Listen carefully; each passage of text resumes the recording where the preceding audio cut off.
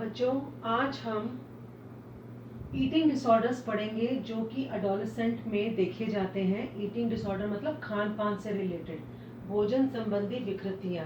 तो आपके कोर्स में दो प्रॉब्लम्स आपने पढ़नी है पेपर के लिए। एक एनोरेक्सिया नर्वोसा और दूसरी है बुलिमिया। पहले हम एनोरेक्सिया नर्वोसा के बारे में पढ़ते हैं। ये इसके पहले हमें सब कुछ देखना है, कारण क्या है और शरीर पे इसके क्या इफेक्ट पड़ते हैं, हमारे बिहेवियर व्यवहार पे क्या इफेक्ट पड़ते हैं और हमारे दिमाग पे क्या असर करता है ये, और इसका ट्रीटमेंट कैसे करवाएंगे। और दूसरी जो बीमारी है वो है बुलिमिया। ये भी आपके बच्चों को, अडोलेसेंट्स को ही देखने में आती है। इसके अंदर भी हम पढ़ेंगे कारण क्या है, कॉजेस, और इसके बाद सिम्टम्स क्या है, कैसे पता लगता है कि हमारे को बुलिमिया है, यानी कि लक्षण, और इसके असर क्या पड़ता है, मतलब प्रभाव क्या पड़ता है, इफेक्ट क्या पड़ता है इसका। ठीक है, इसके भी फिजिकल इफेक्ट शरीर पे क्या पड़ते हैं, बिहेवियर पे क्या पड़ते हैं, और इसका ट्रीटमेंट कैसे कराना है, इन दोनों के बारे में हम पढ़ेंगे। पहले हम स्टार्ट करते हैं एनोरेक्सिया नर्वोसा के बारे में। अब एनोरेक्सिया नर्वोसा का कारण जो है, इसमें होता क्या है, आप ये देख रहे हो, ये लड़की कितनी पतली सी दुबली सी हड्डियां निकल आई हैं इसकी। अब ये क्या है, ये एक तरह का ईटिंग डिसऑर्डर है जो कि एक मानसिक रोग है जो मध्य और मिडिल एडोलेसेंट में स्टार्ट हो जाता है। और क्या करते हैं कि ये बच्चे जो हैं, जो इनको ये होता है, वो ऑलरेडी पतले ही होते हैं, लेकिन उनको अपनी बॉडी, अपनी जो मैंने बताया था ना सेल्फ इमेज, एक आइडियल सेल्फ मैंने बताया था, जो वो इमेजिन करते हैं कि वो ऐसे बनेंगे, वो उसकी आइडियल सेल्फ को बहुत ज़्यादा मिस करते हैं। और क्या करते हैं, उनको अपने बारे में कॉन्फिडेंस नहीं होता। शीशा देखते हैं, उनको हर बार लगता है कि मैं बहुत मोटा हूँ। शीशे में देखकर उनको ये फीलिंग होती है मैं यहाँ से मोटा हूँ, वहाँ से मोटा हूँ, हालांकि वो पतले होते हैं, लेकिन उनको विश्वास नहीं होता। और वो बार बार क्या करते हैं, खाना पीना बंद कर देते हैं और अपना बिल्कुल अलग हो जाते हैं और बहुत ज़्यादा बॉडी कॉन्शियस होते हैं।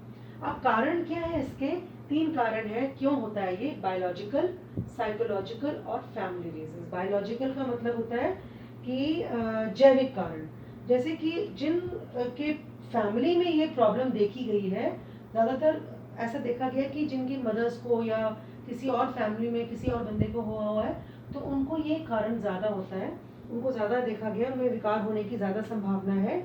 मानसिक कारण ये है, जो जो दिमाग से ज़्यादा इंटेलिजेंट होते हैं, बच्चे बहुत सेंसिटिव होते हैं और हर काम को बहुत ज़्यादा सीरियसली करते हैं, उन बच्चों में साइकोलॉजिकल कारण देखा है कि बहुत ज़्यादा दिल को लगा लेते हैं बात को, और उनको लगता है कि हम तो बस देखने में अच्छे नहीं हैं, और वो इससे बीमारी से पीड़ित हो जाते हैं।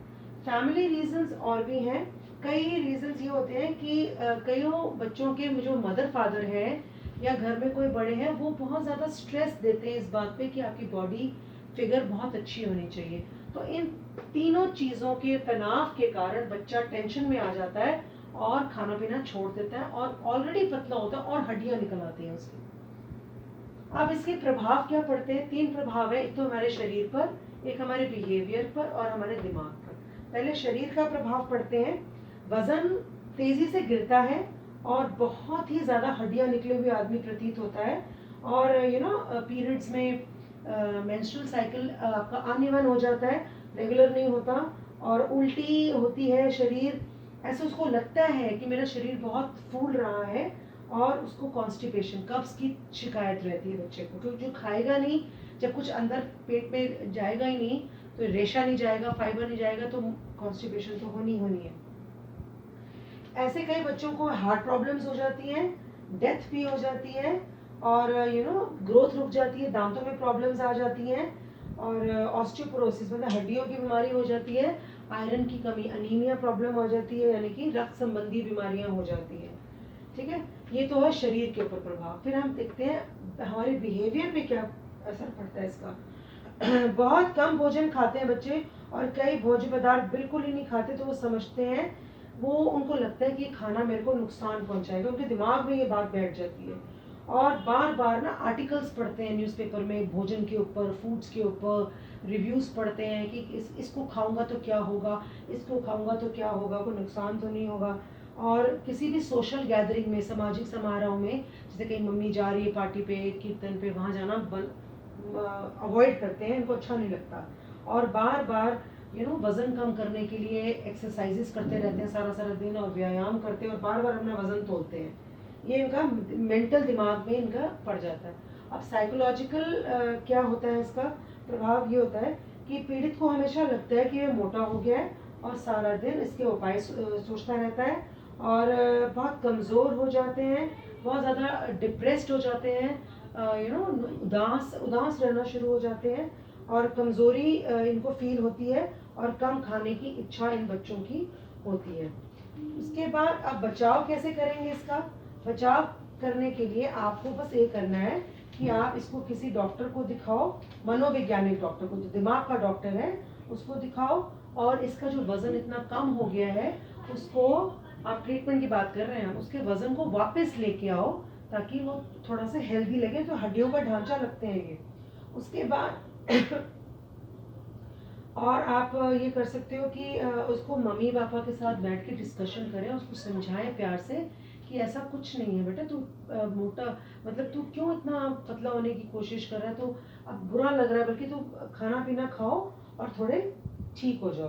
तो ये आपका इस प्रॉब्लम का कारण, शारीरिक प्रभाव क्या पड़ता है, और बिहेवियर पे क्या प्रभाव पड़ता है, मनोवैज्ञानिक प्रभाव क्या पड़ता है, और इसका ट्रीटमेंट आप कैसे करोगे। ये पूरा आपका 5 मार्क का क्वेश्चन एनोरेक्सिया पे आ सकता है, जो कि एक भोजन संबंधी विकृति है।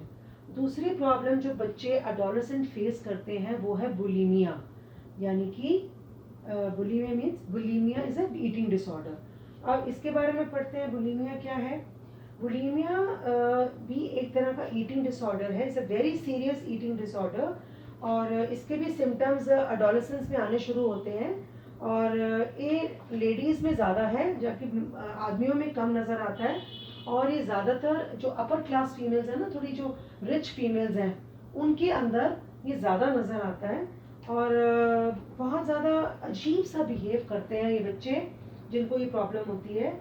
और इसमें क्या होता है, पहले ना जब बच्चे को ये प्रॉब्लम आती है तो वो सबसे पहले क्या करता है कि इसके अंदर जल्दी से बहुत ज़्यादा बिंज ईटिंग करता है, एकदम खाना खाता है तो बहुत ज़्यादा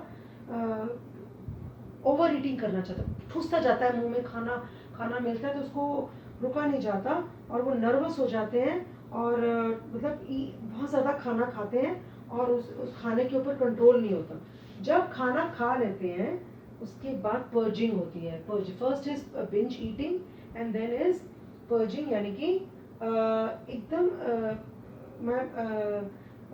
जैसे जो खाना अंदर गया अभी यहाँ गले तक पहुँचा ही होगा, इमीडिएटली खाने के बाद मुंह में उंगलियां डाल डाल के गले तक उंगली ले जाते हैं, और ताकि उल्टी की फीलिंग आए उनको, वो उल्टियाँ करते हैं, और वो सारा जो खाना खाया होता है उसको वो बाहर निकाल देते हैं। और भी बहुत चीज़ें करते हैं, जैसे कि लूज़ मोशन की दवाई खा लेते हैं, ताकि लूज़ मोशन के थ्रू सारा खाना निकल जाए, और बहुत ज़्यादा एक्सरसाइज शुरू कर देते हैं, ताकि जो मैंने खाया वो निकल जाए।